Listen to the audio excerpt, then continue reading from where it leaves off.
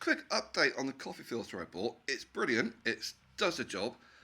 Now, my only issue was that because there's no lid for it, it cools down quick.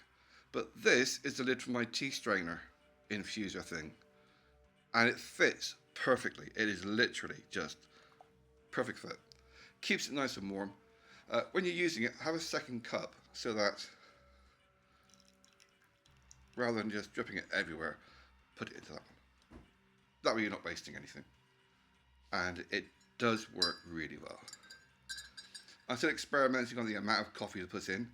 That's roughly a heaped teaspoon in the coffee filter with, you know, a fair bit of milk. So yeah, that's not far off being, I like it a little bit stronger. But yeah, if you get, I think this thing, the tea infuser thing I've got, was like £2 or £3, stainless steel one. So that lid fits perfectly.